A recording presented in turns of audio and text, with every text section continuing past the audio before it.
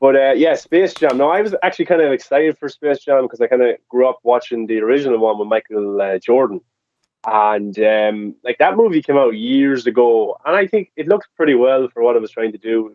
It was basically kind of Michael Jordan as himself as a human being thrown into the Looney Tunes world, and they were all animated and cartoon and stuff. And I think it looked pretty well. At times, you can see that he's just talking to a puppet or somebody that's you can just tell at times. But yeah, I think he did okay back then for someone who's not like an actor. And it was a fun movie, and I grew up with it. Now, maybe if I was older at the time and I watched it back then, I may not have liked it, but I did like it a lot. And I thought it was cool how Michael B. Jordan came up with the Looney Tunes to play a basketball match against these aliens. It was pretty cool. And then Bill Murray makes a cameo in that one as well. And it was just a fun movie, and I still watch it. And it's a short movie; it's only an hour and 29 minutes. Now, Space Jam: A New Legacy is nearly 2 hours long, and you can feel it at times. I think it's an hour and 54 minutes. I've seen a trend with a lot of Warner Brothers movies, especially the ones that hit HBO Max and theatrical at the same time, is they're all around roughly 1 hour, 50 minutes, or just under 2 hours. Godzilla and a few other ones like that. Just under that 2 hours. And this one could have been probably cut a lot short. There's a lot of dialogue and a lot of talking in this one, which you don't really come for that as much. You want to hear, of course, you want to see jokes, but it takes a while before you actually get to see the Looney Tunes or before the actual plot happens. And LeBron James, yeah, at times, he's not an actor, so at times it's not the best. But I think he did a fine job. He's there to play basketball, and he does that pretty well, of course, in real life. But I was watching this movie to see the Looney Tunes and see them interact, and Bugs Bunny and all the crew. Grew up watching them, so I just wanted to see these guys have fun, and I hopefully have fun watching the movie. Now, the movie is okay. It's not. I didn't enjoy it as the original. I can still watch the original and get a lot of fun out of it. This one just kept dragging on at times, and it's very it's very colorful, and there's a lot of special effects happening in the backdrop. You know that they're on like a stage, or they're on a lot somewhere, and this is all being done. It's all green screen. You can just tell with this. It's not really natural. Don Cheadle plays the villain.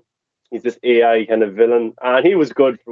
He was okay, and yeah, I just think it was an okay movie. I was expecting a little bit more.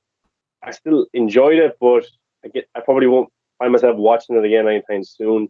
But then again, who's it made for? It's meant for kids, younger audiences and stuff like that. So I was chatting to a friend who went to go see it in theaters, and it was full of children, and they were laughing and giggling and having such a good time. So, like, isn't that what it's all about? That a movie like this finds an audience, and it seems to be doing pretty well at the box office right now. I think it's exceeding expectations from what the projection of the box office was.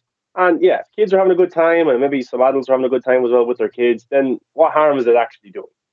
Now, Warner Brothers is used a lot in this movie. It's the Warner Brothers serververse, and the logo is everywhere and stuff like that.